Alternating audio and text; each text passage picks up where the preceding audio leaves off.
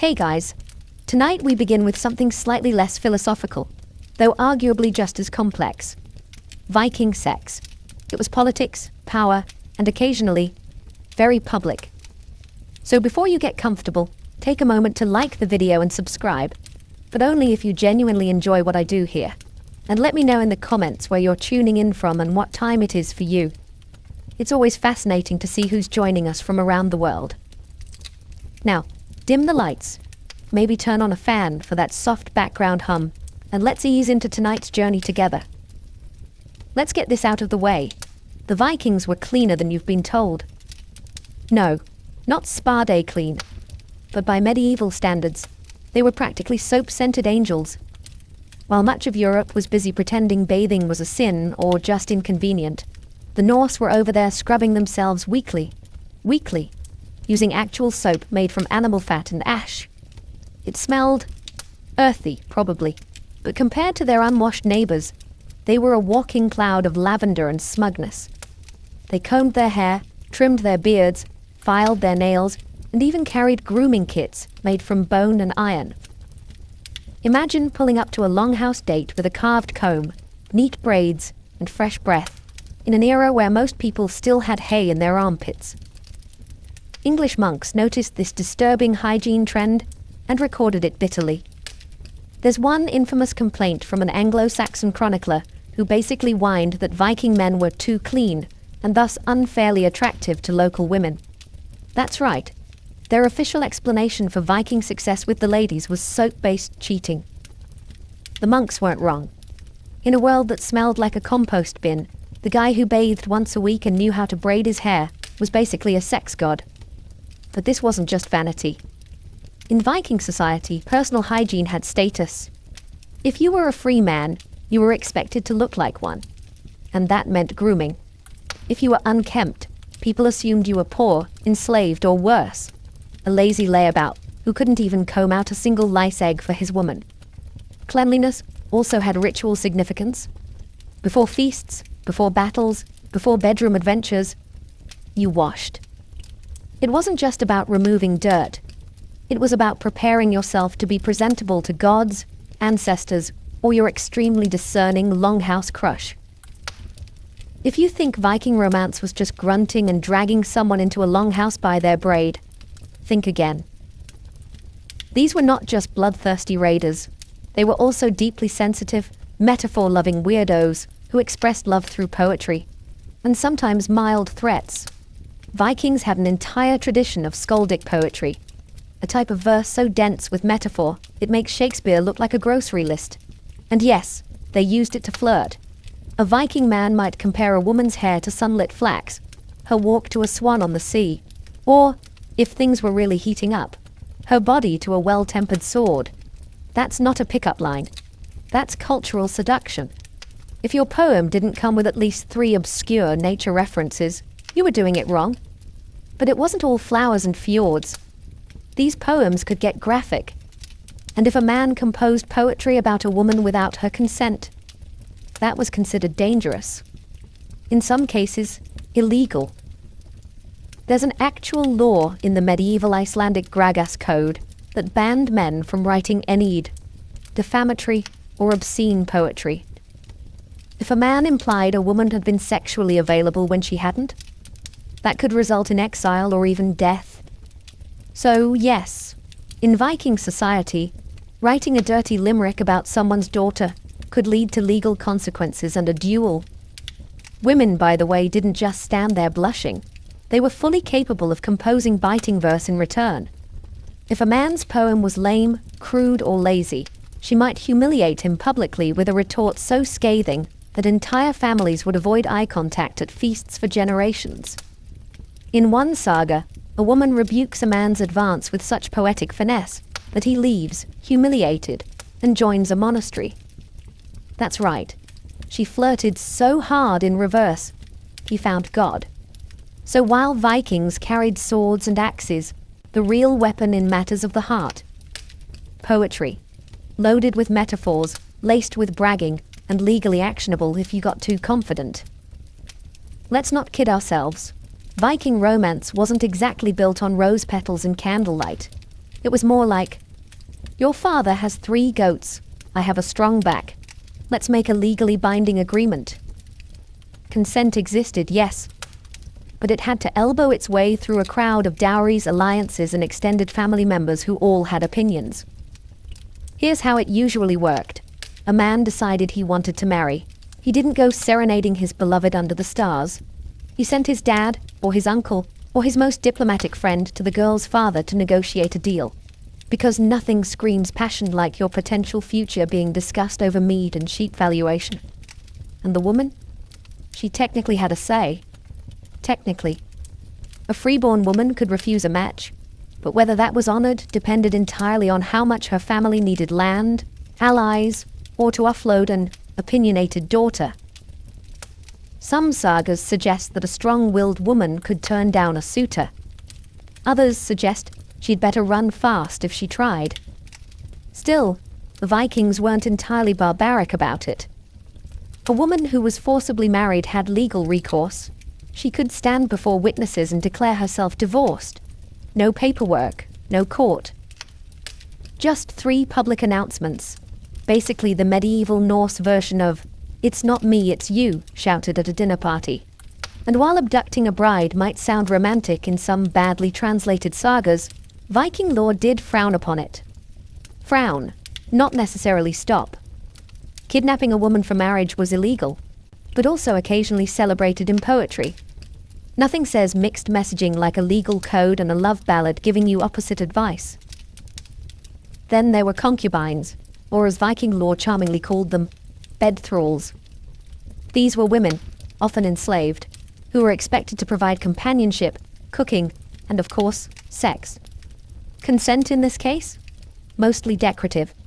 On the bright side, if a husband wasn't up to the job, emotionally or physically, the wife could leave. Viking women didn't have to suffer in silence. They could suffer loudly, in public, and with legal backup. When it came to pre-marital relationships, the Vikings were, let's just say, flexible.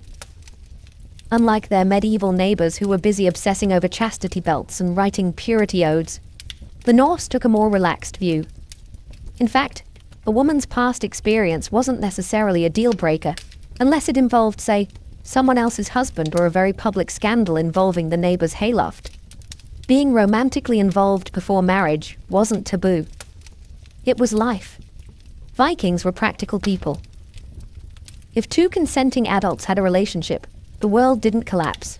Families might raise an eyebrow, or both if the timing was suspicious. But they wouldn't lock their daughters in towers or start inventing chastity gadgets. Virginity was never treated as a woman's value. Women were respected for their skills, their family standing, and yes, their reputation. But that reputation didn't hinge entirely on what they had or hadn't done in the bedroom.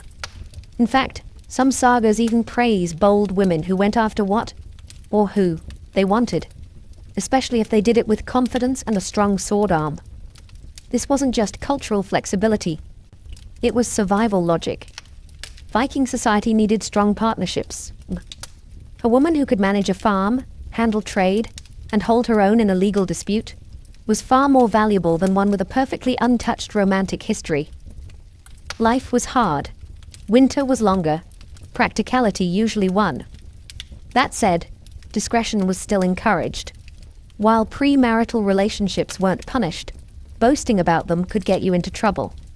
If a man bragged publicly about a past partner and she hadn't consented to the story being told, he could face legal consequences. Essentially, kiss and tell was considered both rude and, in some cases, illegal. In short, the Vikings respected personal agency, as long as it didn't cause unnecessary drama at the feast. If you thought modern mythology gets weird, just wait until you meet the Norse pantheon, a divine soap opera where shape-shifting, cross-dressing, and dramatic romantic entanglements were just Tuesday. Let's start with Frey, the god of fertility. Frey wasn't subtle. He was frequently depicted with, let's say, overwhelming enthusiasm for his role. His sacred statue reportedly came with anatomically confident features, and his worship involved rituals that celebrated life, love, and very suggestive crops. If you were hoping for a god of modesty, Frey was not your man. Then there's Loki, everyone's favorite chaos agent. In one story, Loki transforms into a mare, yes, a female horse, to distract a magical stallion, and it works.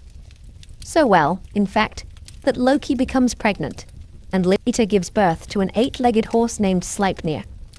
Somehow, this is treated as a quirky anecdote rather than a cosmic HR incident. In another tale, Thor cross-dresses to infiltrate a wedding feast and recover his stolen hammer. His disguise? A bridal gown and a veil. His plan? Grunt a lot and hope no one notices the bride's beard. Spoiler, they notice. But the hammer is recovered, and everyone goes home slightly confused. Why does any of this matter? Because the Vikings didn't view romance, gender, or intimacy as neat little categories. Their myths were messy, fluid, and gloriously inappropriate by modern Sunday school standards. In fact, many Norse deities and heroes engaged in relationships that modern cultures would spend entire legal seminars trying to explain. The line between affection and absurdity was thin, and the gods crossed it regularly, usually on horseback. But here's the twist. These myths weren't seen as shocking. They were normal. Fertility, love, trickery. These were all divine forces. The gods behaved badly, not because they were evil, but because life is complicated, and sometimes your greatest lesson comes from a shape-shifting horse mom. Viking society had rules, lots of them. But when it came to gender and relationships, those rules were negotiable, flexible, or to put it bluntly, do what you want, just don't get caught looking unmanly while doing it. Let's explain. For Viking men, the worst thing you could be called wasn't a thief, a liar, or even a coward. It was ergi, a word so loaded it made people duel over it.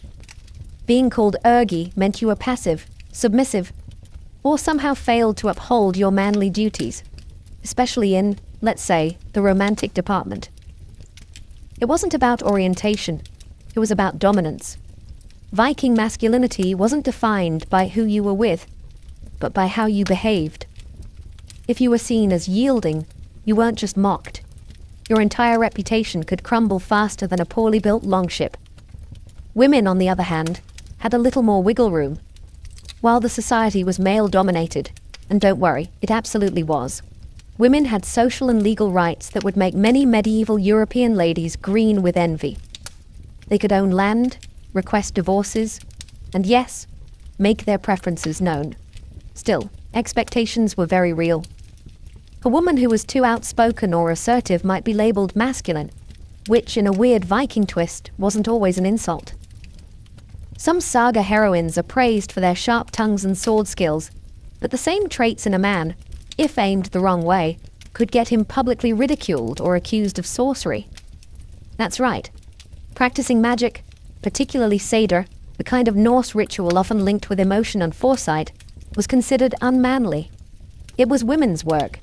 If a man did it, people assumed he was probably weaving something, crying, and being suspiciously poetic. The irony? Odin, the all-father of Norse gods, was a master of Seder. But apparently, when he did it, it was strategic. When you did it, it was shameful. Classic management double standard. In Viking society, sticks and stones could break your bones, but words could legally get you stabbed. Insults weren't just playground drama.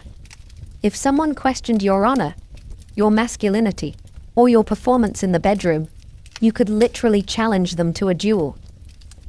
That's right. Say the wrong thing, and you might find yourself standing shirtless in the woods at dawn, sword in hand, all because you implied your neighbor Olaf was less than enthusiastic under the furs. At the heart of this was something called enid, a special category of public insult.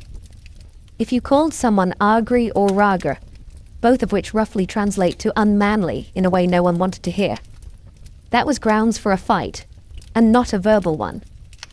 We're talking legally sanctioned combat, sometimes to the death. Now, before you assume Vikings were just wildly insecure, remember that reputation was everything. These were small, tightly knit communities. If someone accused you of being weak, cowardly, or, the ultimate insult, romantically passive, it wasn't just personal. It was social career ending. And it worked both ways. If you hurled an accusation and couldn't back it up in a duel or court, you could be the one exiled. So people chose their insults carefully. And when they didn't, well, someone ended up bleeding next to a fjord. Interestingly, these disputes weren't always about what actually happened in someone's private life. Often, they were about perception. Rumors, offhand remarks, a badly timed joke. All could trigger chaos if they cast doubt on someone's identity or status. In short, Viking society had zero chill when it came to trash talk. But all of this reveals something deeper. Intimacy and public image were linked. A man's romantic reputation was his strength. If you were mocked for being passive, delicate, or losing control, you didn't just lose face. You lost credibility. And once that was gone, good luck keeping your seat at the feast. In Viking society, love and marriage were all well and good, until someone got caught with the neighbor's spouse. Then things got loud, legal, and occasionally bloody. Let's start with the basics. Adultery was frowned upon, but not equally for everyone. If a married woman was caught being unfaithful, that was serious business. Her husband could divorce her, shame her publicly, or, depending on the insult to his honor, take up his sword and negotiate with the other man directly. In extreme cases, the lover might end up significantly less alive than when he arrived. Now, if a man was unfaithful to his wife? Well, it depended. Sleeping with an unmarried woman wasn't usually a huge scandal, but if the woman was married to someone else, that crossed a line, especially if her husband had a temper or a lot of brothers. And here's where it gets spicy. If a wife found out her husband was cheating, she could take legal action and divorce him. Viking women had real options. In fact, sagas tell of wives who calmly packed up their belongings, declared the marriage over in front of witnesses, and walked off, sometimes taking the farm, the kids, and the goats. Now, the Norse legal system didn't just rely on whispered accusations. If you claimed someone committed adultery, you had to prove it. This usually involved catching them in the act, or gathering witnesses, which, as you can imagine, made for some very awkward family dinners. And while physical consequences weren't always legally sanctioned, let's just say that Viking vengeance culture didn't require a permission slip. If someone dishonored your household, it wasn't shocking to respond with a broken door, a burned barn, or a suspiciously timed hunting accident. But despite the risk, people still cheated. Humans are consistent like that. Ultimately, Viking adultery laws were less about morality and more about honor and property. Who got shamed, who got stabbed, and who got the livestock afterward. That's what really mattered. So no, adultery didn't come with scarlet letters. It came with lawsuits, duels, and the occasional goat-related custody battle. Viking romance didn't always rely on charm, poetry, or a strong jawline. Sometimes it relied on magic, specifically a mysterious practice called cider, pronounced seithur, which was part sorcery, part spiritual therapy, and part my ex won't return my runes. Cider was used for many things, predicting the future, cursing enemies, influencing the weather, and occasionally manipulating love and desire. If your affections weren't being returned, a well-placed spell might just make someone suddenly think you were the most desirable human this side of Valhalla. Coincidence? Never. But here's the twist. Cider was considered a feminine art. Women practiced it openly, often as respected seeresses or shamans. Then, not so much. A man dabbling in cider risked being labeled unmanly, not because of the magic itself, but because he was seen as performing female work, which Viking masculinity didn't handle well. There's even a saga where Odin, the literal king of the gods, is called out for using cider. His enemies basically say, "Wow, great spell, very mystical. Also, you're kind of embarrassing us." Odin, to his credit, doesn't care. When you've got one eye and a pet raven, public opinion just doesn't sting the same. As for the love magic itself, it ranged from harmless charms to full-blown enchantments. Think, drink this herbal tea and fall madly in love, mixed with, if you don't, something unfortunate might happen to your cows. The Vikings never did anything halfway. Of course, there were risks. If you were caught using magic to win someone's affection, especially without consent, it could backfire, both legally and supernaturally. People believed that misused magic could rebound like a badly carved boomerang. And you really didn't want your love spell turning into a village-wide outbreak of emotional confusion. Still, for those with a little courage and a bag of herbs, Cedar offered options. Not everyone could write love poetry, but anyone could try a charm and hope it worked. Modern romance thrives on ambience, dim lighting, candles, Spotify playlists. Vikings, on the other hand, had firelight, the sound of livestock snoring, and 6 relatives pretending not to notice anything. Let's talk about privacy, or more specifically, the complete lack of it. Viking homes were longhouses, big, open buildings where entire families lived, worked, ate, and yes, slept together. Not in a weird way, but in a we're trying not to freeze to death kind of way. The whole clan, parents, grandparents, children, workers, and sometimes a goat or two, shared the same space. Walls, optional, curtains, luxuries, personal space. The concept had not yet arrived in Scandinavia, so when it came to intimacy, you didn't exactly sneak off to a cozy private suite.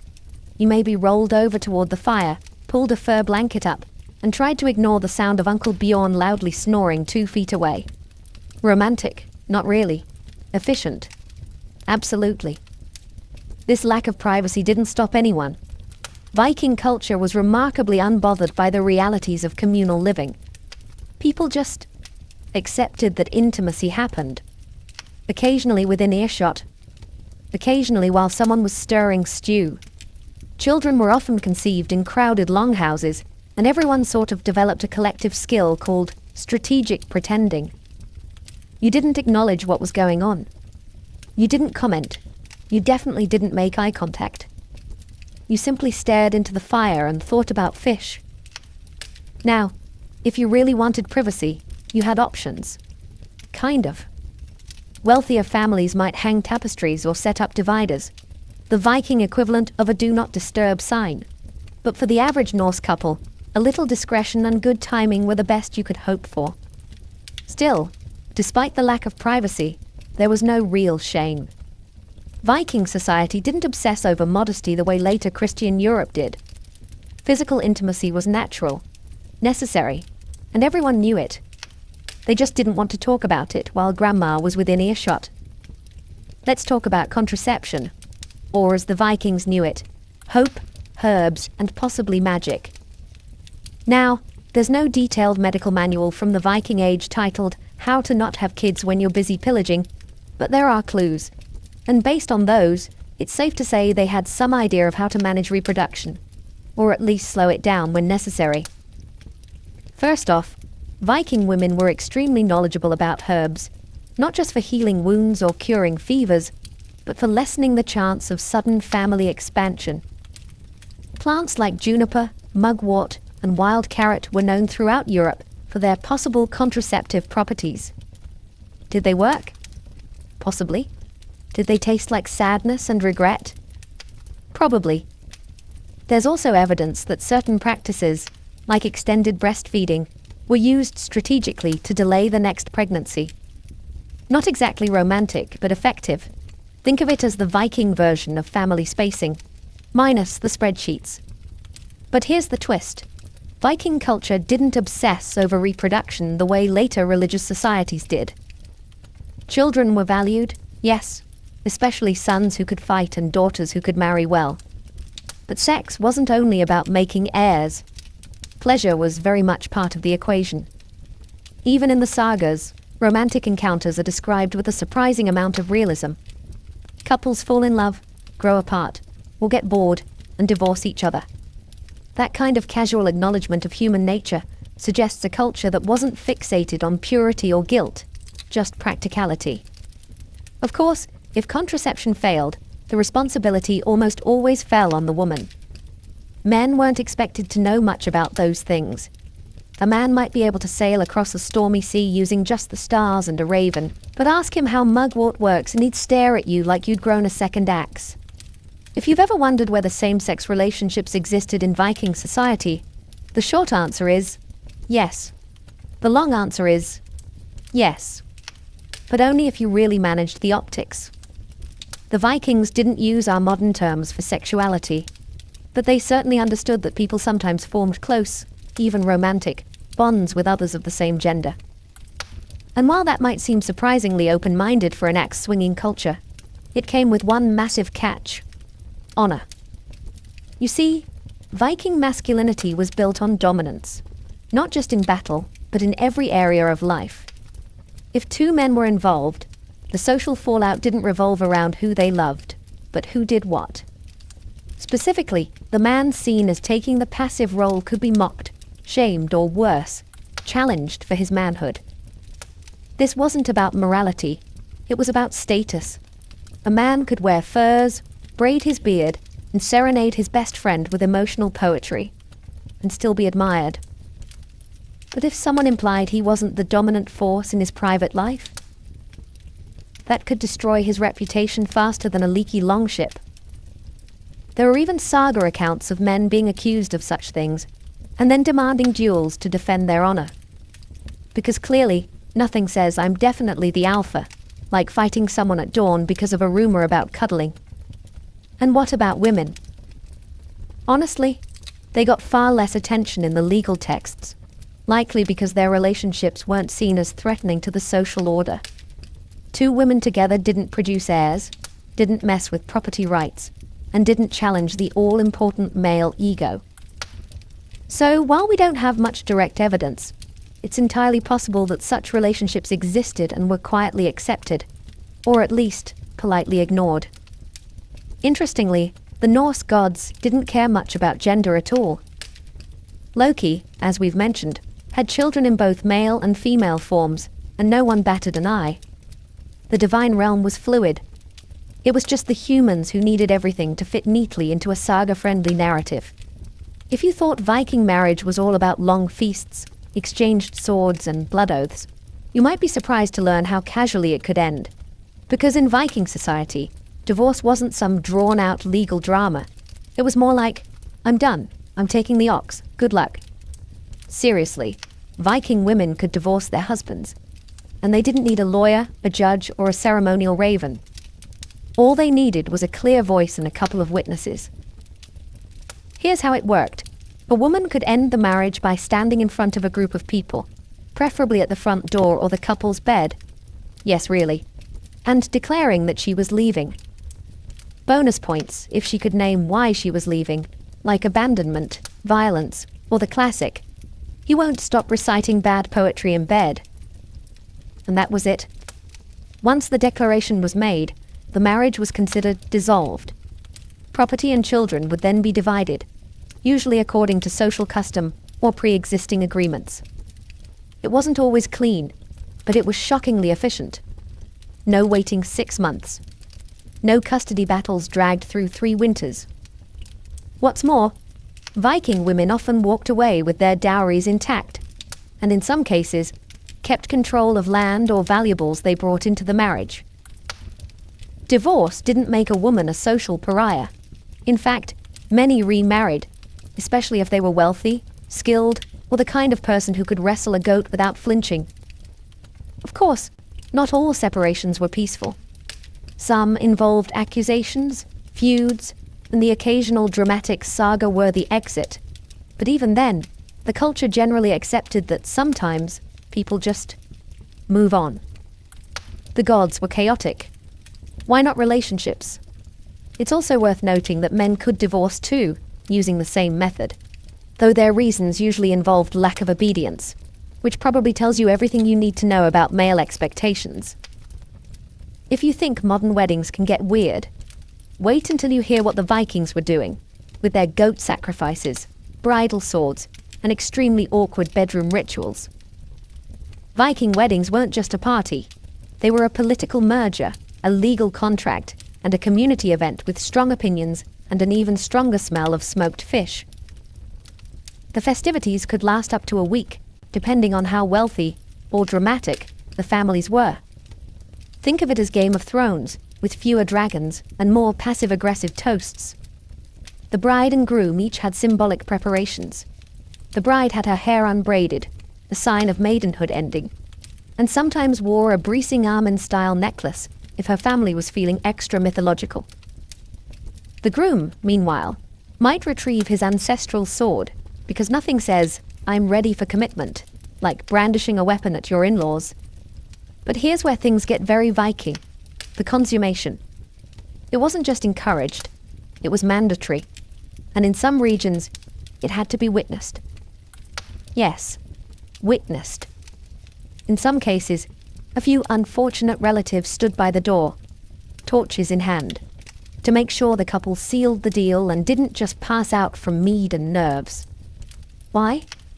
Because this wasn't about love. It was about validating a contract.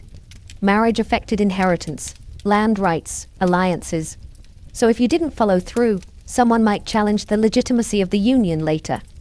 That's how you end up with lawsuits and blood feuds. Much simpler to just awkwardly nod from outside the curtain and hope for minimal eye contact. Of course, not every wedding was that dramatic. In less theatrical communities, the act was simply assumed, or at worst, verified through loud bragging the next morning over breakfast stew. There were also rituals involving hammers, hello Thor, shared drinking horns, and solemn oaths sworn before witnesses. And mead, gallons of it. In fact, the honeymoon originally referred to drinking honeymead for a full moon cycle after the wedding to boost fertility. Romantic and slightly sticky. By now you've probably realized that Viking intimacy wasn't all pillaging and grunting. It was layered, strategic, wildly poetic, slightly magical, and occasionally performed next to a goat. Viking culture didn't treat sex as something shameful or hidden. It was a part of life, like farming, raiding, or wondering if your neighbor was plotting revenge. It served purposes both sacred and practical, producing heirs, forging alliances, settling scores, and sometimes just getting through a very long winter. Passion existed, absolutely. But it came tangled in reputation, law, honor, and community expectations. You didn't just fall in love. You made sure your great-aunt, your livestock, and 3 sword-carrying uncles approved. Romance wasn't private. It was a group project. The sagas themselves, those sweeping epic tales, are full of love, jealousy, clever women, and emotionally unavailable men. Some stories end in dramatic weddings. Others end with one partner sailing off into the fog, while the other stabs a cousin for looking smug. Either way, it's drama. Beautiful, windswept, emotionally messy drama. And through it all, Viking women weren't passive background characters. They seduced, divorced, cursed, negotiated, and occasionally set things on fire. They were respected for their wit, feared for their curses, and occasionally remembered in verse, which, in Viking terms, is the ultimate compliment. Even their gods treated love like a battlefield. Loki transformed genders, Frey paraded his fertility like a prize-winning squash, and Odin dabbled in romantic magic without blinking. The divine set the tone. Love was powerful, unpredictable, and definitely not PG. So, what was sex really like for the Vikings? It was communal. It was poetic. It was legally complicated. It could win you honor, or get you exiled. It was public in all the wrong moments, and weirdly progressive in all the right ones. And perhaps most Viking of all, it wasn't about being perfect. It was about surviving love with your pride, your farm, and your sword arm intact. Because when the Norse did love, they did it like everything else, with fire, flair, and absolutely no apologies. If you were a medieval peasant, don't imagine holidays meant sipping wine by the fire while someone else did your chores. No, holidays were holy days. Religious observances sprinkled generously across the calendar. On paper, it might have looked like you got a break from back-breaking work. In practice, you might still be roped into helping fix the church roof, cook stew for the entire village, or chase the pigs that escaped during the festivities. Still, it beat digging turnips. The church, bless it, gave the peasantry dozens of feast days. We're talking Christmas, Easter, Saints' Days, Marian festivals, and random local holidays honoring relics like St. Gertrude's toenail. These weren't optional. They were sacred timeouts where you were expected to pause labor, attend mass, and ideally reflect on your sin-soaked soul. But peasants, ever pragmatic, found ways to turn these holy days into moments of joy, feasting, and barely controlled drunkenness. Yule, for instance, wasn't just a single day, but 12. That's 12 days of storytelling by the hearth, ale-sloshed caroling, and if you were lucky, someone might show up with a roasted pig. It was the medieval equivalent of a Netflix binge and holiday potluck rolled into one. But don't get too comfortable. While your lord might not expect rent payments during a feast day, he might expect your son to serve wine at his table, or your daughter to help dress the lady of the manor in her Saint Day best. Holidays could blur the line between sacred rest and unpaid community service. Still, there was something deeply communal about them. These weren't individual spa days. They were shared rituals. Everyone in your village dressed in their best, reed least muddy tunic, shared the limited food supply, and pretended for one day that life wasn't all toil, taxes, and toothaches. So yes, peasants had holidays, a surprising number of them in fact. But each one came with strings attached. Attend church. Don't work the fields. Maybe help with the mystery play. And for heaven's sake, don't get caught skipping mass to nap in the hayloft, unless you want a stern talking to from Father Bartholomew and a week's worth of penance. Ah, Yule. The most magical time of the year, assuming your idea of magic includes dead animals on spits, evergreens nailed to beams, and your uncle passed out in a haystack. For medieval peasants, Yule wasn't just one day of celebration. It was 12 long, glorious, occasionally chaotic days between Christmas and Epiphany, where the rules of daily life loosened, and even the poorest souls got a taste of festivity. It all began on Christmas Eve, when the Yule log, an actual tree, not a chocolate cake, was dragged into the hearth and kept burning throughout the season. Its ashes were considered lucky, which made sense because keeping a giant log ablaze for 12 days in a medieval house was essentially a controlled house fire. Feasting was central to Yule, although what counted as feasting varied wildly.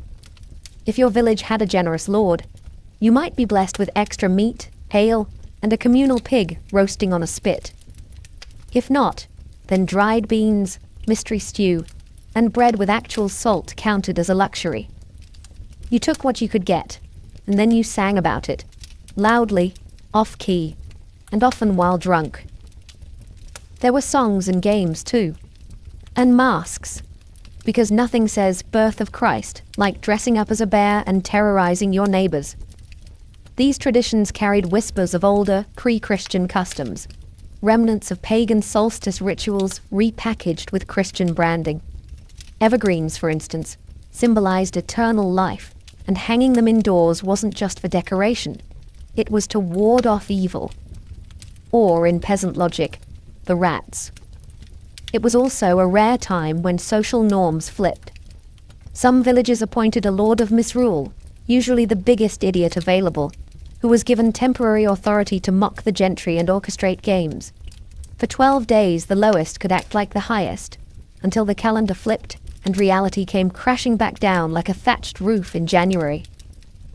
Still, for all its noise and nonsense, Yule was sacred. Not just in the religious sense, but in the emotional one. It was warmth in the cold, light in the dark, laughter in a world where teeth were optional by age 30. In those 12 days, peasants weren't just survivors, they were celebrants. And come January 6th, back to work. The pig's bones were gone, the ale was sour, and your wife was glaring at you to patch the barn roof you ignored for a week.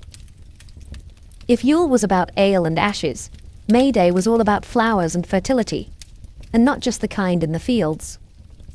For medieval peasants, the 1st of May wasn't merely a date on the calendar.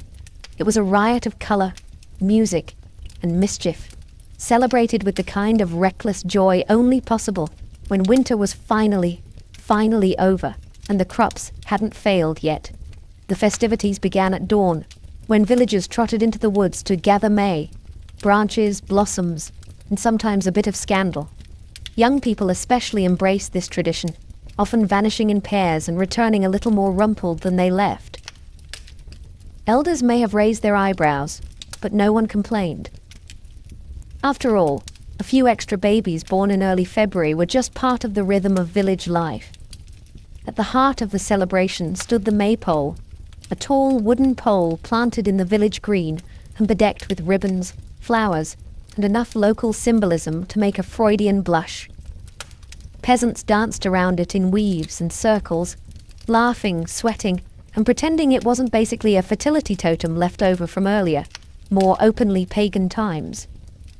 The church disapproved, of course, but not enough to stop the dancing. Even Father Bartholomew occasionally tapped his foot. Music filled the air. Drums, flutes, bagpipes if you were unlucky. There were plays, races, wrestling matches, and, in some villages, leaping over bonfires to prove your courage or earn a year's luck. And while much of this was deeply symbolic, celebrating the rebirth of nature, the hope of the harvest, it was also a rare and glorious excuse to just have fun. Peasants who spent most of the year in ragged tunics pulled out their best, often still ragged, clothing, adorned themselves with garlands, and crowned a May Queen. She represented springtime, youth, and beauty, which in peasant terms usually meant has most of her teeth and no visible boils. Unlike religious holidays, May Day wasn't bound by church bells or scripture. It was older than saints, older than sermons, a festival of the body as much as the spirit. And though the local lord might still extract a labor tax the next morning for that one flower-scented day, even the lowest born could dance like they ruled the meadow. In medieval Europe, the calendar was bursting with saints, and each one came with a feast day. You'd think that meant endless parties. And technically, yes, but imagine celebrating your great-aunt Mildred's birthday every other day, and she's also a martyred nun who died of gangrene. Welcome to the divine chaos of saints' days. Peasants loved saints' feast days, not necessarily for theological reasons, but because it was a legitimate excuse to stop ploughing and start eating. These days often included a village mass, followed by hours or days of merrymaking. Think processions with relics, mystery plays in the mud, barrels of ale cracked open before noon, and that one barefoot guy shouting about Saint-Blaise' miraculous fishbone removal. Each village had its favorite patron saint. Some chose practical ones, St. Isidore for farmers, St. Apollonia for toothaches. Others went with local legends, like St. Ethelbert of Nowhere, who allegedly cured leprosy and hiccups. Whoever the saint, the feast day involved honoring their memory through rituals, prayers, and possibly roasting a goat. If your town was lucky enough to possess a saint's relic, a finger bone, a piece of cloth, or an item dubiously labeled St. Agnes's actual eyeball, the feast day became a full-blown festival. Pilgrims might visit, merchants set up stalls, mummers put on theatrical renditions of the saint's life, often mixing spiritual inspiration with accidental comedy, collapsing props, and at least one guy forgetting his lines. The best part?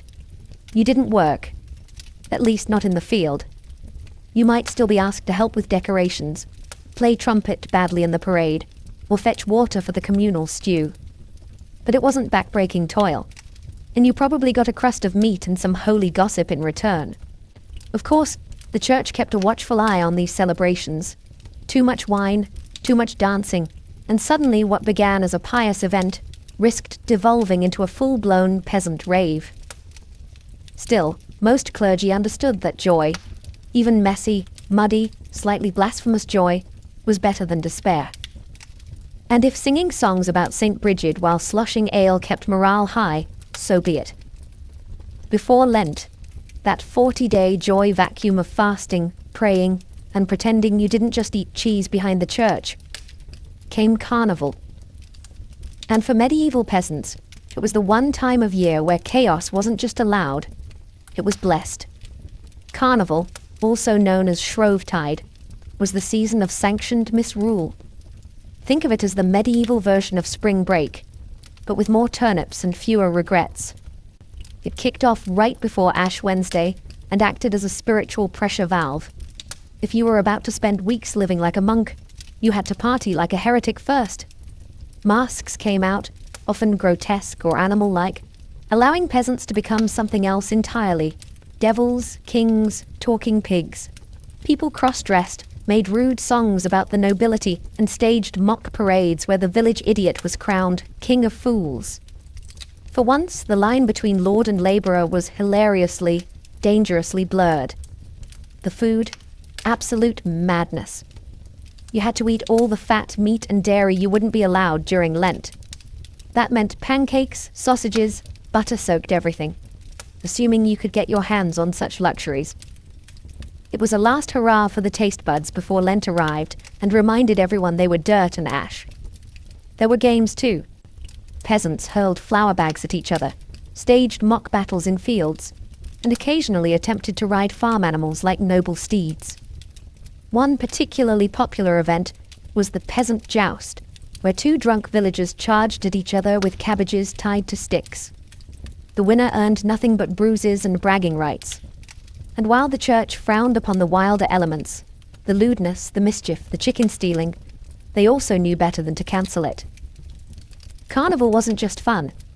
It was catharsis. It was a time when peasants could invert the world, laugh at the powerful, and feel, even briefly, like masters of their fate. Then came the ashes. As Lent arrived, the masks were burned, the songs stopped, and the world went quiet. Meat vanished from the table. Bells tolled solemnly. And the same villagers who danced half-naked around a bonfire 2 days earlier now knelt in church, solemn and hungry. But the memory of Carnival lingered, a reminder that joy, like wine, should be savoured while it lasts. What do you get when you mix religion, theatre, and a troupe of semi-literate farmers with a flair for the dramatic? Mystery plays, the blockbuster entertainment of the medieval world. Long before Netflix, TikTok, or even Shakespeare, peasants gathered to watch sweaty neighbours reenact the Bible, in full costume, sometimes on wagons. Mystery plays weren't mystery in the modern sense. They weren't crime thrillers or whodunits. The term came from ministerium, Latin for craft or guild, since local guilds were often in charge of producing them. So, the Bakers' Guild might perform the Last Supper, while the butchers took on the crucifixion, naturally. Nothing says divine suffering like actual pig's blood. Performed during major feast days and religious festivals, these plays turned public squares into makeshift theatres. The villagers would flock in, muddy boots and all, to watch scenes from Genesis, Exodus, or Revelations, acted out by their own neighbours in robes held together with hay twine and goodwill. Some plays travelled through town on wagons, each one staging a different scene, like a divine parade of biblical drama. The performances weren't always, shall we say, theologically accurate. Noah's wife might be portrayed as a nagging shrew who refuses to get on the ark until she finishes her beer. Devils in red tights chased sinners through the crowd to howls of laughter. And when Herod delivered a fiery monologue, it often ended with someone chucking vegetables at his head. The line between piety and peasant comedy was flexible. But these plays weren't just entertainment. They were education. Most peasants couldn't read, and Latin sermons might as well have been bird noises. Mystery plays made the stories of Scripture tangible, emotional, visual, memorable. A man in a crown of thorns screaming in agony. That stuck with you far more than a dusty scroll ever could. Plus, the plays brought people together. They required costumes, props, rehearsals, and coordination. Entire villages worked side by side to pull them off, even if the angel forgot his lines, or St. Peter's beard caught fire from the stage torch. It was a holy mess, but it was theirs. In medieval peasant life, a wedding wasn't just a personal affair. It was the village's excuse to throw the biggest legal party it could get away with. Technically, it was a sacrament. Spiritually, it was a public contract. Practically, it was a festival where the ale flowed freely, and half the guests left with someone else's cloak. For peasants, marriage was as much about social duty as romance. Families arranged unions for land, labor, or livestock. The bride's dowry might include a pig, a sack of barley, or a decent-looking goat. Love was optional. Breeding strong sons who could lift a plow? Mandatory. The festivities began with a church ceremony, simple, brief, and usually outdoors, right at the church door.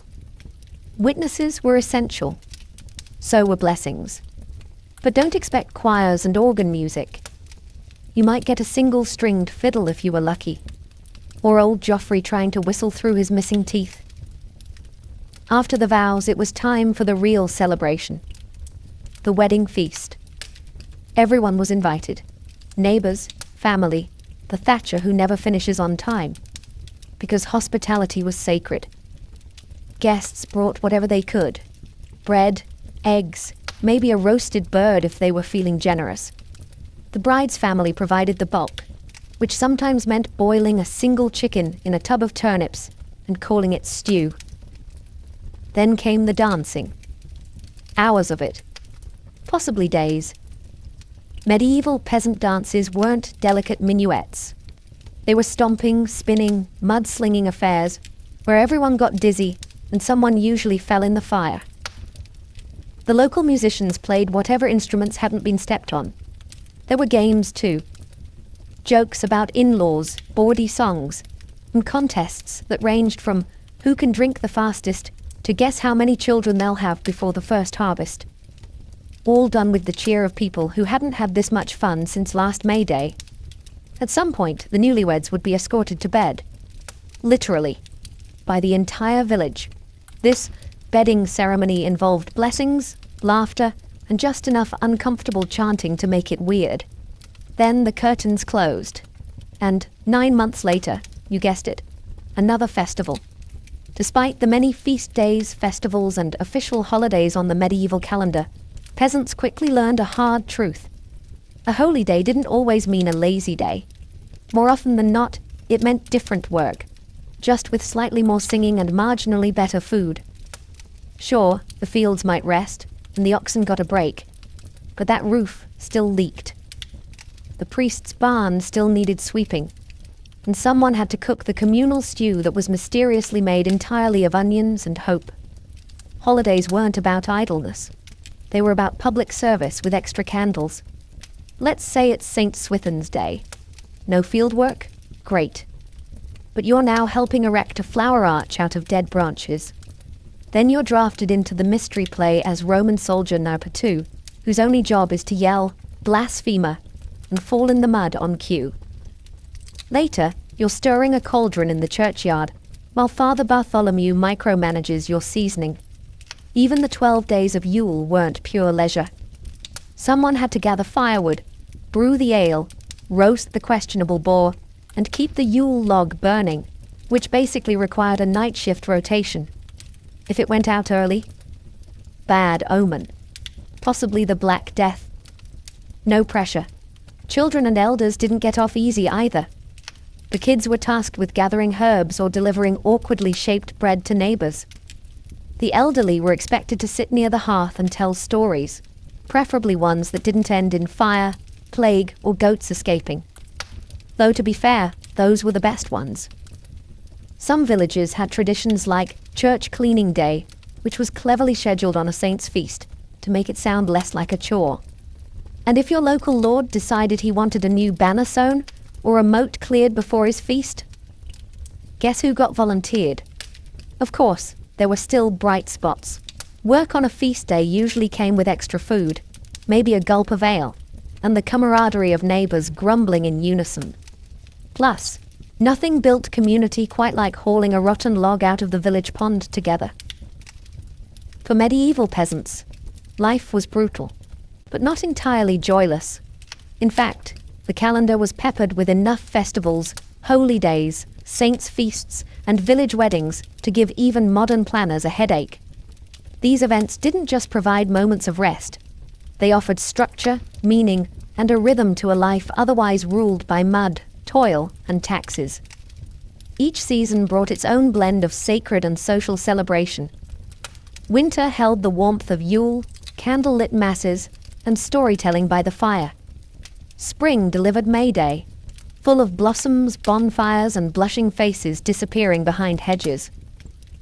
Summer was the time for saints' processions, pilgrimage fairs, and maybe, just maybe, a feast hosted by the manor lord that didn't taste like turnip surprise.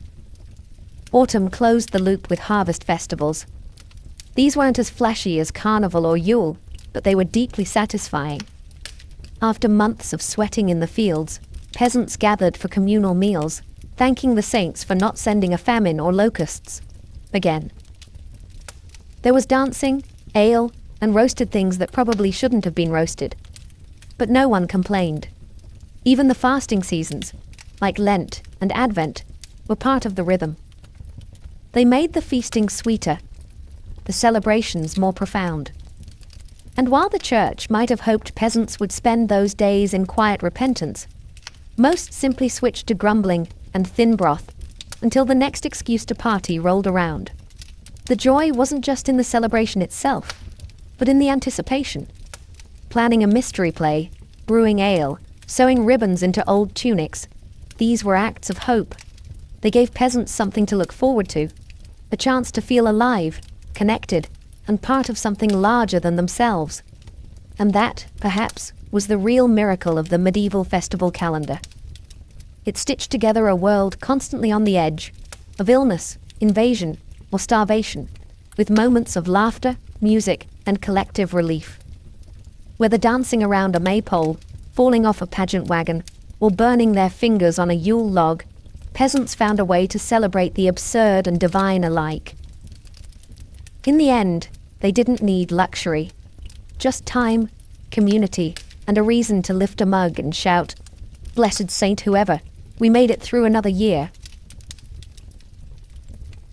Saladin, or as his contemporaries knew him, Yusuf ibn Ayyub, was born in 1137 in the town of Tikrit, in what is now Iraq. It was an unremarkable start in a turbulent land. His Kurdish family wasn't royalty, but they weren't peasants either.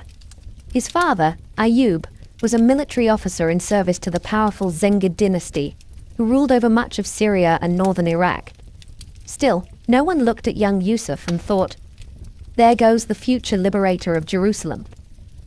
Unlike most warlords of his time, Saladin wasn't raised in a blood-soaked training yard. He grew up in Baalbek and then Damascus, where his education included theology, mathematics, law, and poetry. He studied the Quran deeply and developed a lifelong love of learning. He wasn't some brash teenage sword swinger. He was quiet, reflective, and almost bookish. His early mentors described him as gentle and deeply devout.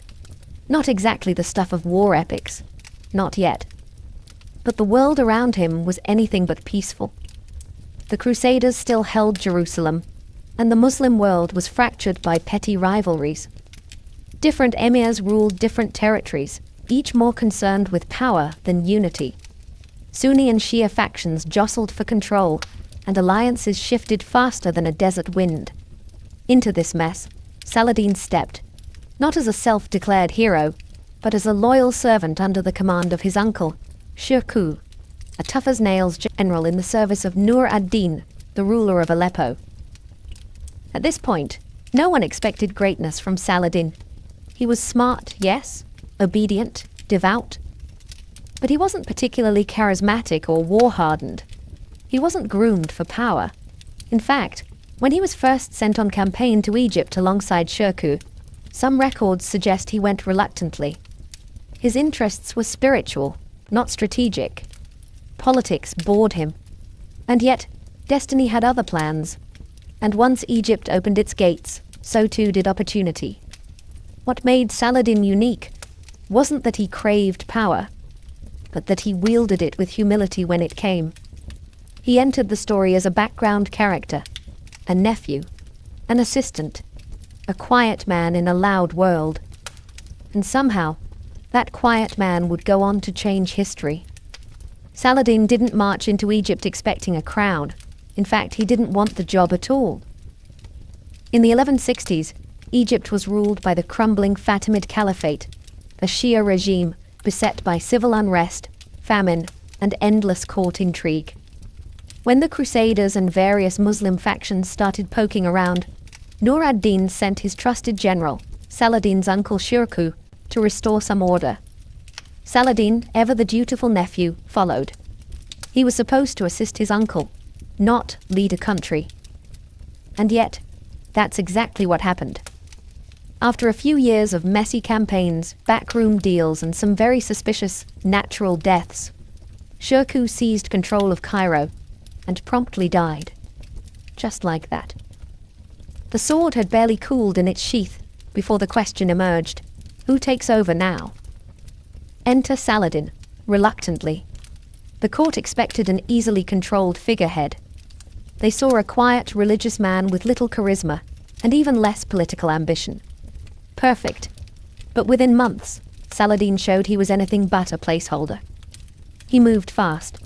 First, he consolidated power in Cairo, outmaneuvering rivals with a mix of diplomacy, piety, and sheer competence. Then, in a bold move, he quietly dismantled the Fatimid Caliphate from within. He re-established allegiance to the Sunni Abbasid Caliphate in Baghdad, ending 2 centuries of Fatimid rule. It was a religious and political earthquake, and Saladin did it without mass bloodshed or palace massacres. But don't mistake mercy for weakness. He cracked down on corrupt officials, improved infrastructure, and reformed Egypt's chaotic finances. He surrounded himself with scholars and judges. He even made food more affordable for the poor. To a battered and divided people, he brought stability. And to outsiders, he sent a clear message. Egypt now had a real leader. Still, Saladin didn't style himself as a king. He was Nur ad-Din's loyal servant, for now. But tensions began to build. The student was rising. The teacher grew wary. Egypt was no longer just a distant post in a crumbling empire. It was the beating heart of Saladin's rising power. And while he hadn't sought the throne, now that he sat upon it, he ruled with purpose. The reluctant savior had become a sultan in everything but name. And soon, the rest of the Muslim world would take notice. Saladin's next challenge wasn't the Crusaders. It was his own side. After stabilizing Egypt, Saladin faced a fractured Islamic world. The Seljuk Empire was splintered. Syria was under the rule of his former patron, Nur ad-Din, who was now deeply suspicious of Saladin's growing influence. And elsewhere, ambitious emirs bickered over scraps of territory, while Jerusalem remained in Crusader hands. Theoretically, they all served the same god. In practice, they couldn't organize a potluck, let alone a holy war. Then, in 1174, Nur ad-Din died. Suddenly. And once again, a power vacuum opened. And Saladin stepped in. At first, he framed his actions as loyal service. He claimed to be preserving Nur ad-Din's legacy, even marrying into his family. But let's be honest. Saladin was done being a subordinate. He moved north, took Damascus with barely a fight, and began the slow, patient process of stitching the Islamic world back together. Not by conquest alone, but through marriages, alliances, bribes, and, when necessary, the occasional siege. Cities that had ignored each other for decades suddenly found themselves answering to the man from Tikrit. Aleppo resisted, of course. So did Mosul. But one by one, the pieces fell into place. And unlike many rulers of his time, Saladin wasn't known for backstabbing or cruelty. He pardoned rivals. He kept oaths. He made it hard to hate him, even for those he defeated. This was Saladin's quiet revolution. He wasn't trying to build an empire for ego or gold. He believed unity was sacred, that Muslims could not defeat the Crusaders while squabbling amongst themselves. And he knew the window was closing. The Crusaders were strong. Jerusalem was fortified. If there was ever a time for the Muslim world to stand as one, it was now.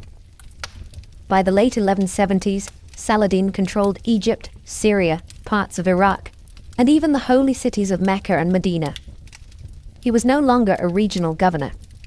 He was the sultan of a pan-Islamic realm, built not on brute force, but strategy, patience, and astonishing restraint. But his greatest test was yet to come, and it flew a cross-shaped banner.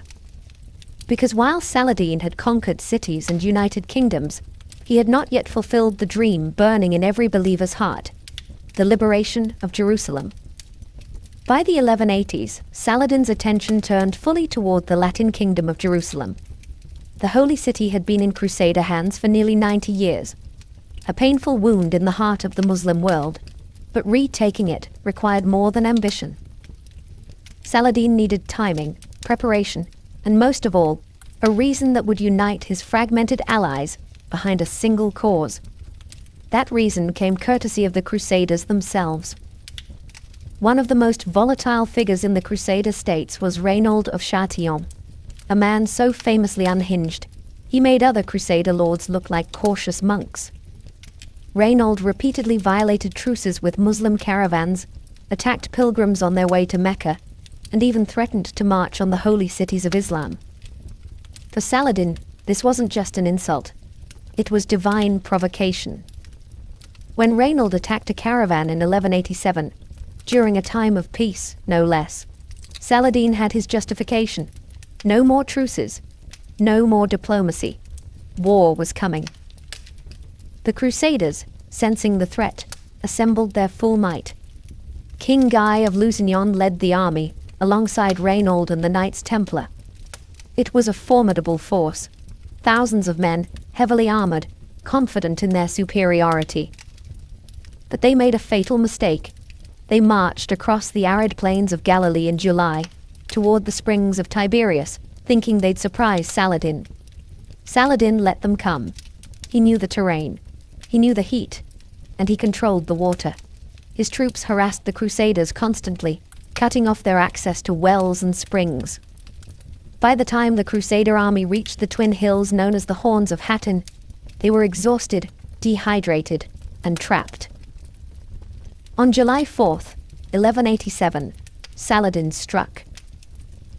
The Battle of Hattin wasn't just a victory, it was a masterpiece of strategy. The Crusader army was annihilated. Thousands were killed or captured. The true cross, the most sacred relic in their possession, was seized. King Guy was taken prisoner, and Saladin personally executed Reynold of Chatillon, not out of vengeance, but for breaking sacred truces. With one battle, Saladin shattered the military backbone of the Crusader states. There was now nothing standing between him and Jerusalem. But what would he do when he reached the holy city? Conquerors usually took with fire and blood.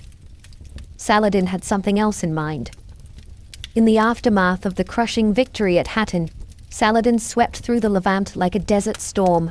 Acre, Nablus, Jaffa, Ascalon, all fell with minimal resistance. The Crusaders were broken, leaderless, and stunned. And on October 2nd, 1187, just 3 months after Hattin, Saladin stood before the gates of Jerusalem.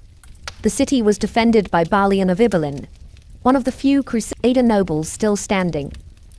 Though outnumbered and desperate, Balian negotiated with Saladin, not for victory, but for mercy. He warned that if the city were taken by force, the defenders would destroy the shrines, slaughter Muslim prisoners, and burn everything they could. It was a desperate bluff. Saladin didn't call it. He chose peace. It was here that Saladin's true legacy was carved, not in stone, but in restraint. Unlike the bloody sack of Jerusalem during the First Crusade in 1099, when Christian soldiers massacred tens of thousands, Saladin's entry was disciplined and deliberate. There was no general slaughter, no desecration of churches, no rivers of blood. He gave Christians the option to ransom themselves, their families, and their neighbors. Many were freed without payment, especially the poor. Saladin even paid the ransom for hundreds who couldn't afford it. He allowed Christian priests to remain and continue services. The Church of the Holy Sepulchre was untouched. Holy sites were protected, not out of political savvy alone, but genuine religious principle. For Saladin, this wasn't weakness. It was justice. He believed that Jerusalem, sacred to Muslims, Christians, and Jews alike, should not be soaked in vengeance. To wield power without cruelty, that was the true expression of faith. His mercy shocked Europe. Tales of his honor spread even in enemy lands. Chroniclers who hated Islam still wrote of Saladin with reluctant admiration. Some even compared him favorably to their own kings. In reclaiming Jerusalem, Saladin had done what few thought possible.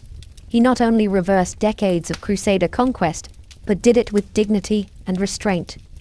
The city was his, but the world, watching from afar, began to realize that his strength lay not just in his sword, but in the way he chose not to use it. The Christian world wouldn't take this humiliation lying down. And from the west, a familiar shadow began to stir. News of Jerusalem's fall hit Europe like a thunderclap.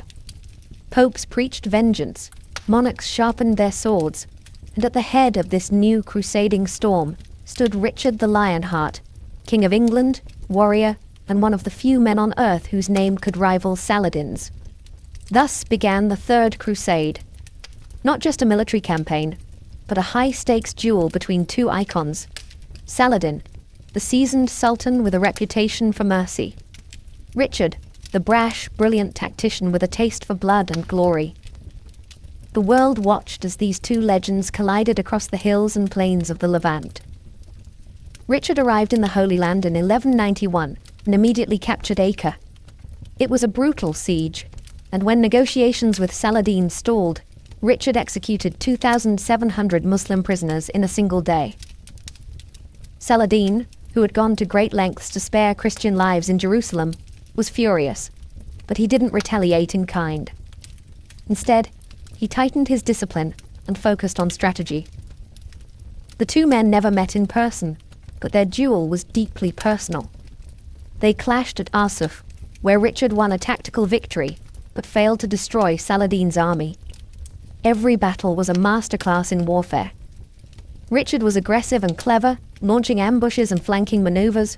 Saladin was patient, harassing enemy supply lines, conserving strength, avoiding wasteful bloodshed. But this wasn't just a military contest. It was a contest of ideals. Richard was undeniably brave, but often ruthless. Saladin, though a formidable commander, continued to show mercy and honor, even sending physicians to treat Richard when he fell ill. Despite his victories, Richard could never reach Jerusalem. Logistics, weather, and Saladin's defenses held him back. Eventually, both men knew they were at a stalemate. Neither could land the final blow. So in 1192, they made peace.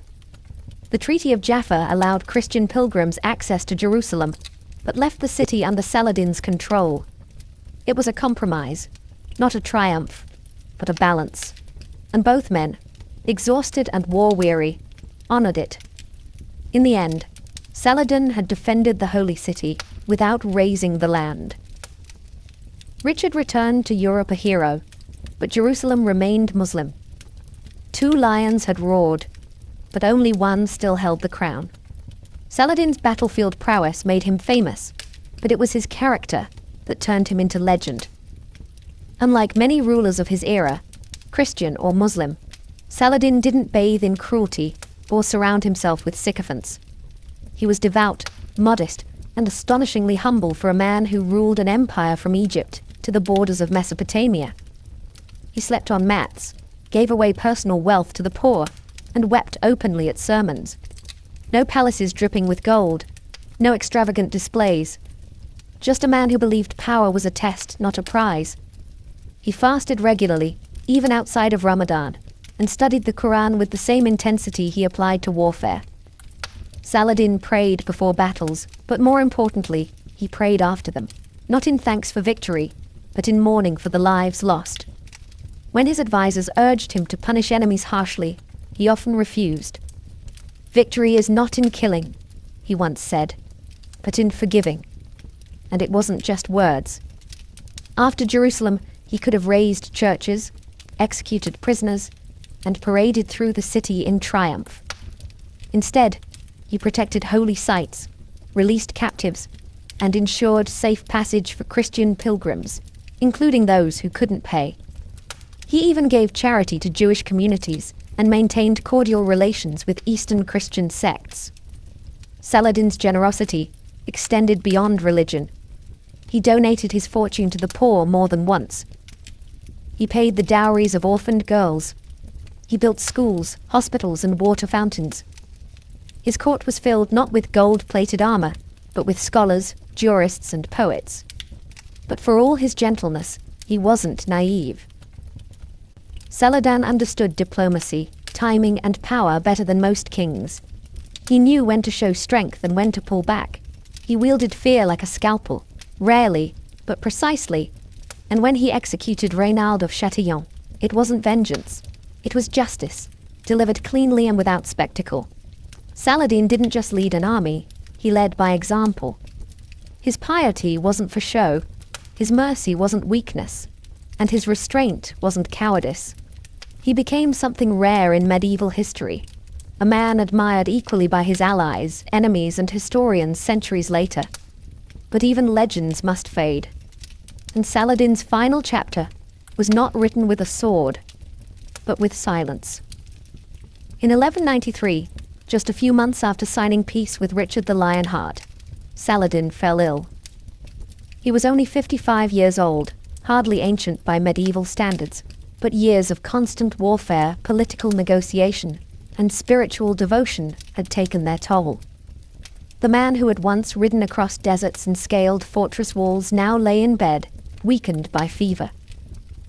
He didn't summon his generals. He didn't hoard riches. Instead, he turned inward, spending his last days in prayer, reciting verses from the Quran, and giving away what little remained of his personal wealth. And that's not poetic exaggeration. When Saladin died, his treasury was so empty that there wasn't enough money to pay for his own funeral. The man who had ruled empires left behind 1 dinar, 47 dirhams, and a legacy worth more than any crown. His death was not dramatic. No assassination, no poisoned chalice, just a quiet exit, befitting the humility with which he had ruled. He was buried in Damascus, near the Grand Mosque, not in some golden tomb or fortified palace, but in a modest mausoleum. His coffin was draped in simple cloth, and no royal regalia marked his resting place. Years later, Emperor Wilhelm II of Germany would visit his tomb and donate a new casket, one made of marble. Even Europe's royalty, long after the Crusades had ended, paid their respects. Saladin's empire did not last long after his death. Like many great leaders, his strength had held together a fragile coalition, and once he was gone, his sons and nephews squabbled over the pieces. Syria, Egypt, and Mesopotamia soon drifted apart again. But Saladin himself was never forgotten. In the Islamic world, he remained the embodiment of righteous rule, a warrior who fought for justice, not conquest.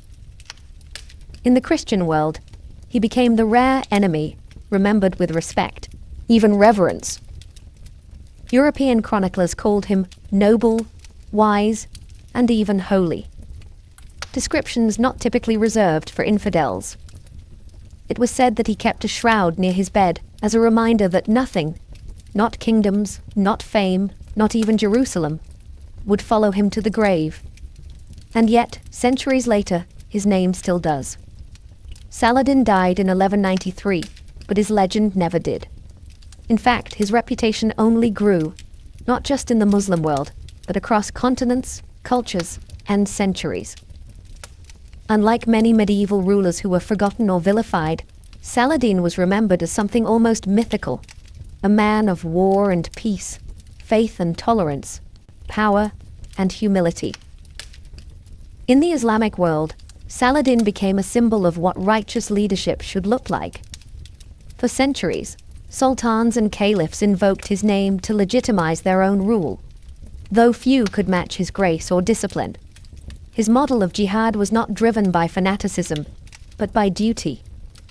He fought to defend lands and people, not to glorify himself. He ruled with fairness, governed with scholars, and died with empty pockets.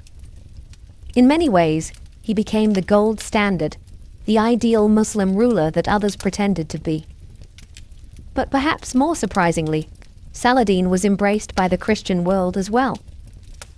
Despite being the chief opponent of the Crusades, European historians and poets painted him in glowing terms. Dante placed him in the virtuous pagans of the Divine Comedy, a high honor in a Christian cosmology. Boccaccio wrote of his generosity. And in the centuries that followed, Saladin became a chivalric hero in European romances.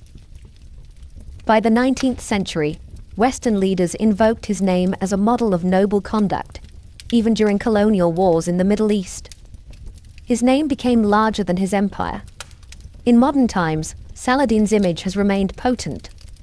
Arab nationalists of the 20th century invoked him as a symbol of unity and resistance.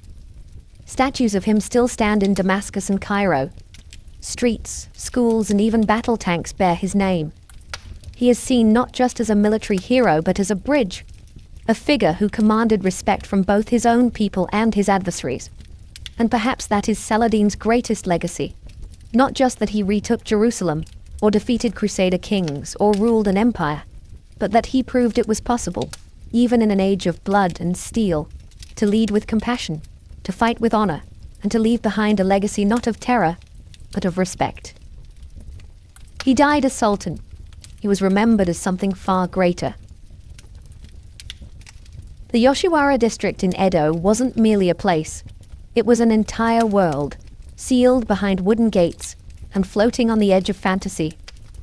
Officially sanctioned by the Tokugawa shogunate in 1617, it was created to keep pleasure contained, controlled, and out of sight. What emerged, however, was something far more complex. A dazzling dreamscape of painted faces, fluttering silks, and tragic love stories whispered behind paper walls. At its heart were the courtesans, not simply prostitutes, but cultural superstars. The highest ranking among them, the oiran, were icons of refinement. They trained for years in the arts, poetry, music, calligraphy, and the subtle language of flirtation. They wore layer upon layer of embroidered kimono, their hair adorned with ornate pins like miniature weaponry, their movements rehearsed to perfection. A single glance from an oiran could cost a fortune. A conversation? Even more. From the outside, it looked like luxury. But inside, Yoshiwara was a gilded cage. Once a woman entered the pleasure quarters, often as a child sold by desperate parents, her fate was sealed. Contracts could last decades. Debts were nearly impossible to escape. She was renamed, redressed, and remade into someone marketable. The outside world became a rumor. The irony? These women were masters of performance, adored for their elegance and charm, and yet they were prisoners, not by chains, but by silk and obligation. And for the customers, Yoshiwara offered illusion just as much as flesh. Samurai could shed their armor, merchants could pretend they were poets, and everyone could forget their caste for a night. But the illusion only lasted as long as the night did. Come morning, names were forgotten, and love, if it had sparked at all, was left to rot in memory. True affection was dangerous in Yoshiwara, forbidden even. A courtesan falling in love risked punishment or worse, being sold off to another house. A samurai caught loving beneath his class faced ruin. And yet, it happened. Again and again.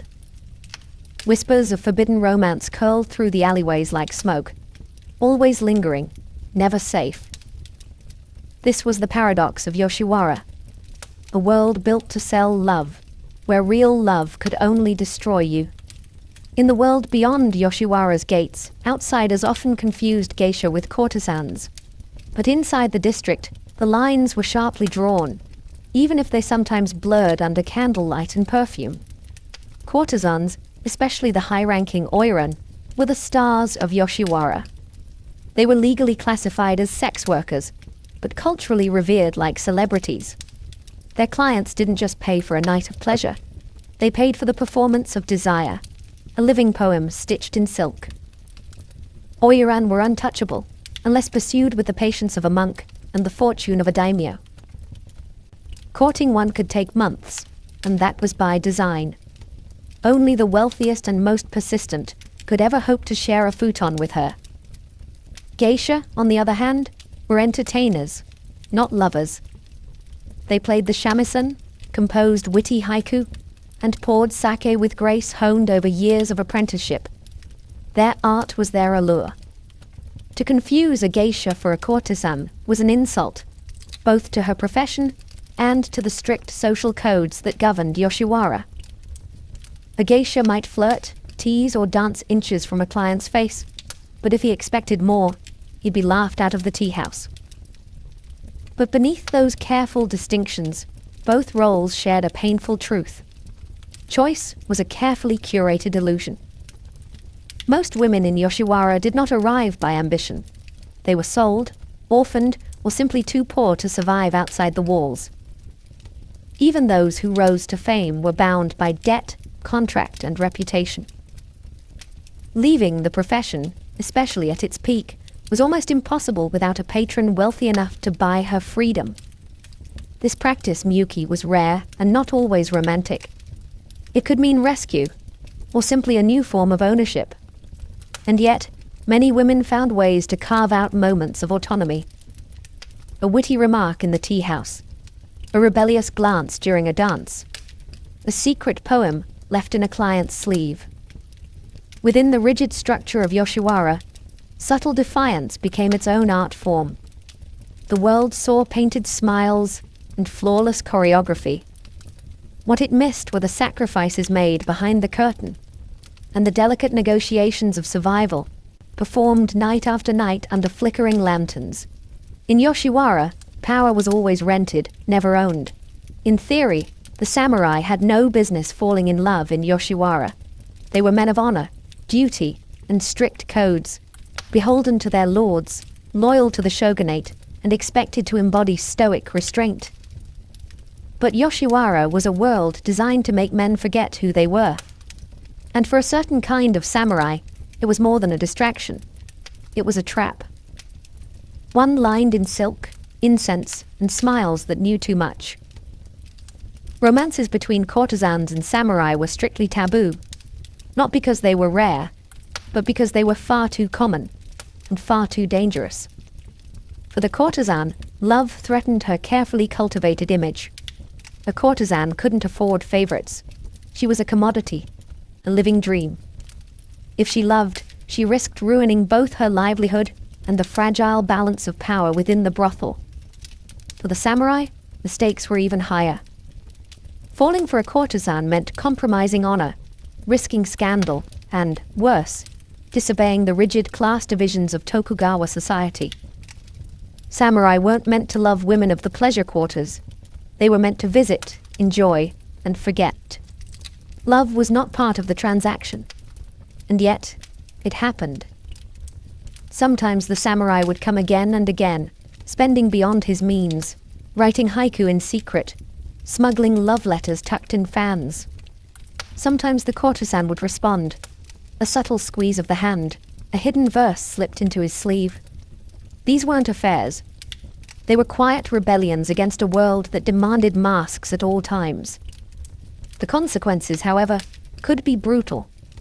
There are stories of samurai who sold their swords to afford time with their beloved. Some lost their rank, their wealth, even their lives. A few were caught and ordered to commit seppuku, ritual suicide, to atone for their disgrace.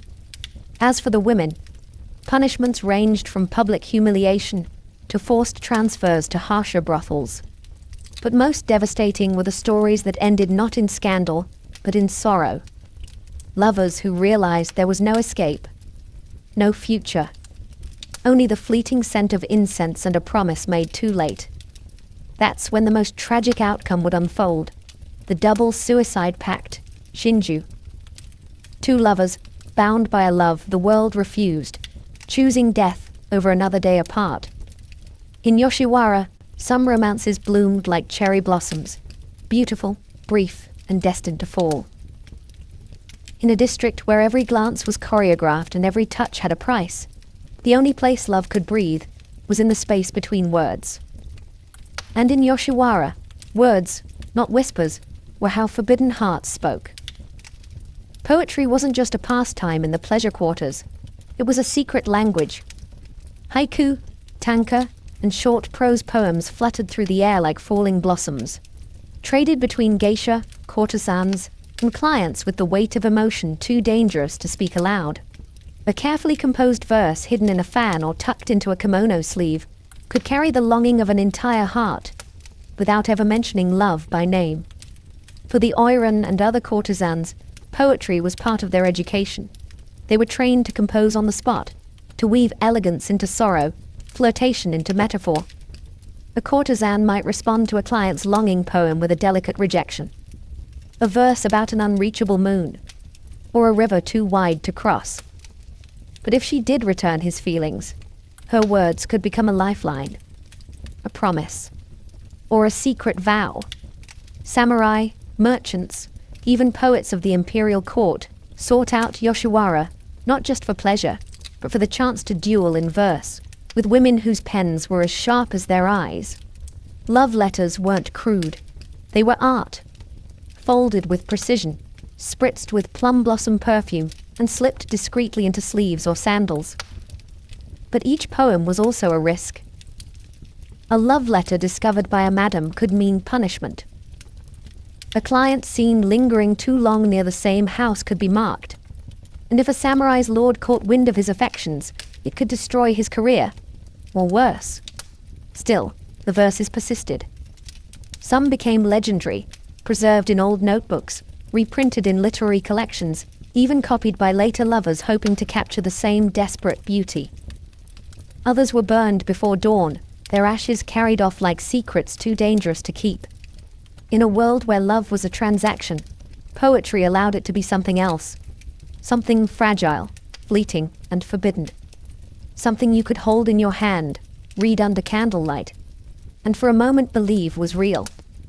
For most women in Yoshiwara, freedom wasn't a dream. It was a calculation, a number, a price. Courtesans, especially the elite Oiran, were bound by contracts as heavy as any chain.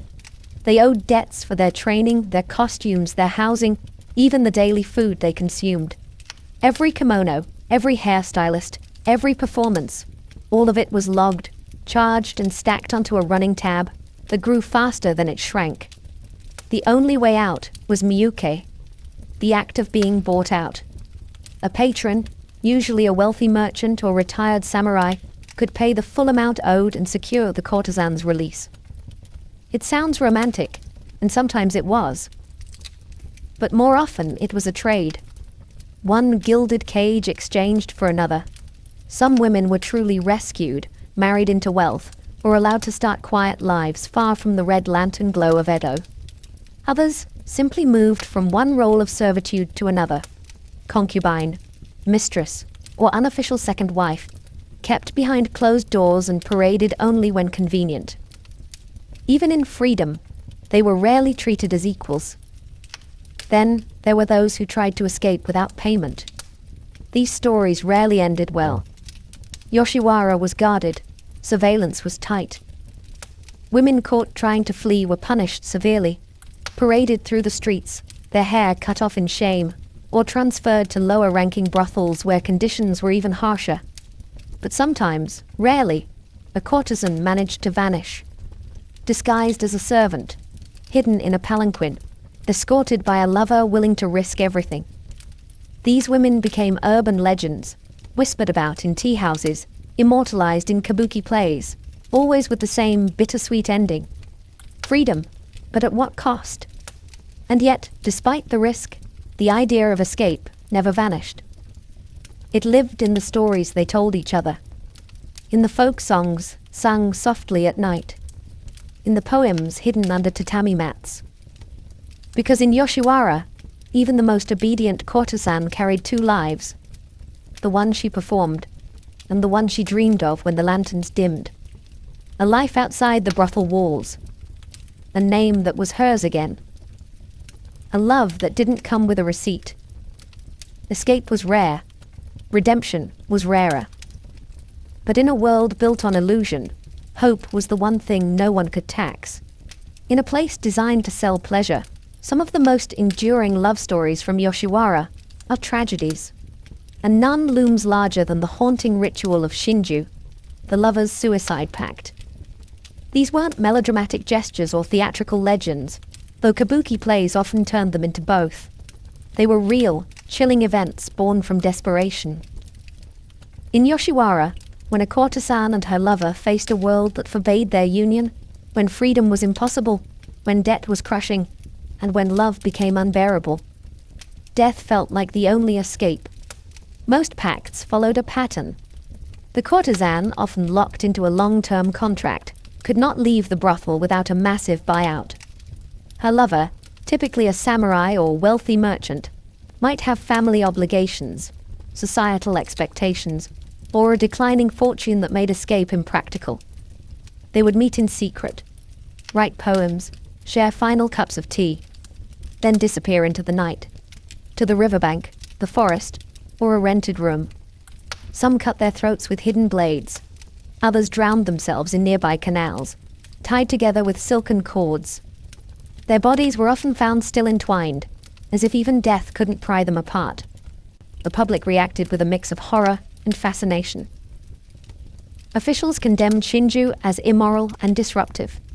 Brothels tightened security. The shogunate issued laws banning the performance of such stories on stage. And yet, the people could not look away. These tragic deaths were romanticized in literature and song, transformed into folk legends and kabuki spectacles.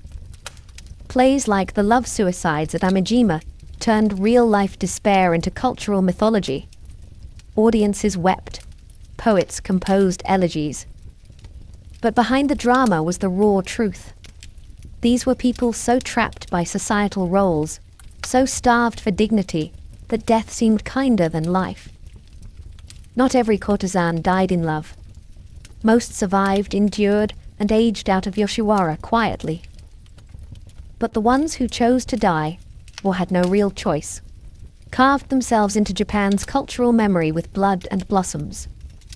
In a world obsessed with performance, Shinju was perhaps the only act that couldn't be faked. In the candle-lit haze of Yoshiwara, art was more than decoration. It was defiance. Every fan flutter, every stroke of calligraphy, every carefully arranged kimono fold was a form of silent resistance against a life that was anything but free. The courtesans and geisha of the pleasure quarters were artists by design. They were trained in traditional music, dance, ink painting, poetry, and etiquette. Their job was to embody the ideal of feminine beauty, intellect, and poise, an impossible standard made real through relentless discipline. But these weren't passive performances. They were acts of control in a world that stripped these women of almost everything else. Beauty became armor, a flawlessly styled wig, a poem that captured heartbreak in 17 syllables, a dance that communicated longing without words. These weren't just performances for clients. They were ways to maintain identity, dignity, and a sense of self in a world built to erase them. When a courtesan bowed with perfect grace or composed a haiku under pressure, she was saying, "I still exist. I still choose how I am seen." The art also traveled outside the brothel walls. Woodblock prints, ukiyo-e, or pictures of the floating world, immortalized the courtesans in vivid color. Artists like Kitagawa Utamaro and Suzuki Harunobu captured their lives in glimpses. A woman adjusting her hairpin, the geisha looking out a window, lovers meeting under falling cherry blossoms. These images became wildly popular, collected by commoners and nobles alike. They turned courtesans into icons, while also revealing the loneliness behind the beauty. Some courtesans even became muses. Their likenesses appeared in paintings, plays, and erotic novels. Their poems were published in small chapbooks, traded like treasure among literati. For a few, this artistic fame offered something rare, a voice. Still, the art could never fully reflect the truth. Behind every print was a woman with debts. Behind every poem, a contract. Behind every graceful smile, someone counting the days until she was free, or too old to be desired. But art gave them something they weren't supposed to have: agency. It allowed them to shape their narrative, even if only in fragments. And in a world designed to control their story, even a fragment was power. In Yoshiwara, beauty wasn't just currency.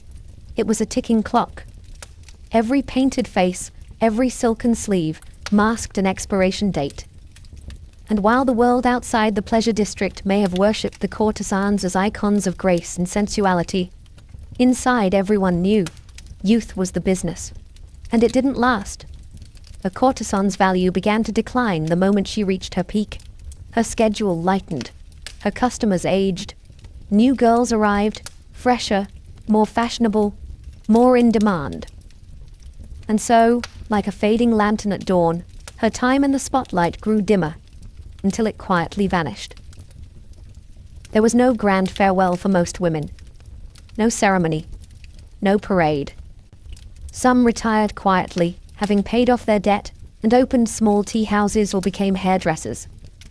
Others took on behind-the-scenes roles, training new girls, styling hair, or managing guest bookings.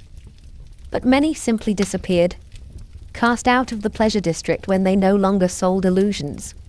Some were lucky enough to be bought out before time caught up. A wealthy patron might whisk them away to a private estate or offer marriage, though even that rescue often meant a different kind of servitude. For those who aged out without a sponsor, survival meant adaptation.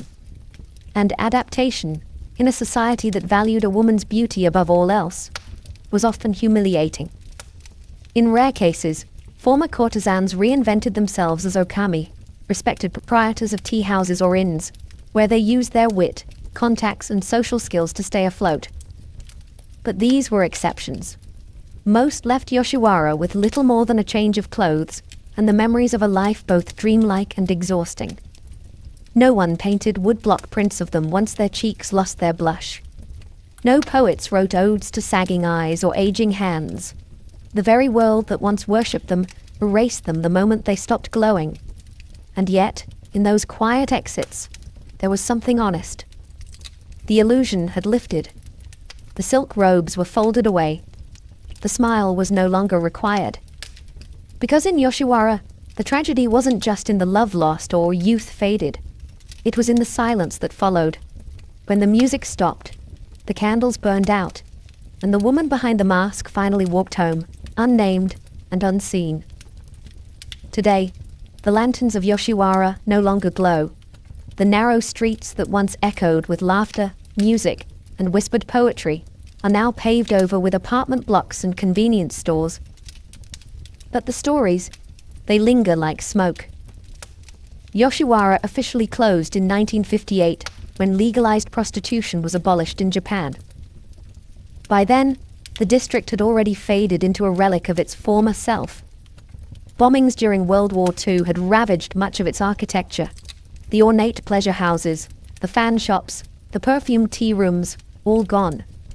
And with them, the lives of thousands of women erased from public memory. But Yoshiwara never really died. Its spirit survives in kabuki plays, ukiyo-e prints, novels, and old poems still taught in classrooms. The Oiran processions are still reenacted in festivals, where young women wear towering wigs and 12-layered kimonos to honor those who came before. And while few remember their names, the courtesans of Yoshiwara remain etched into Japan's cultural imagination, not just as entertainers, but as survivors, poets, and silent revolutionaries.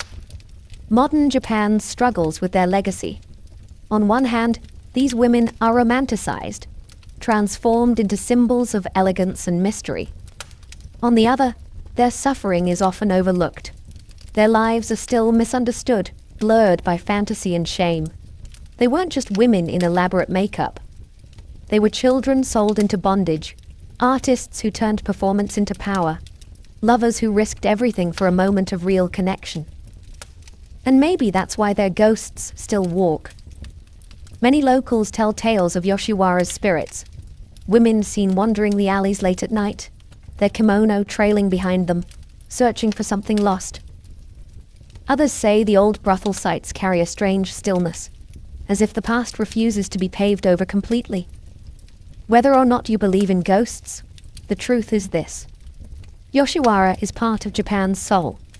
It is the memory of a hidden world, built on illusion, stained by tragedy, but also filled with unmatched beauty and fleeting joy.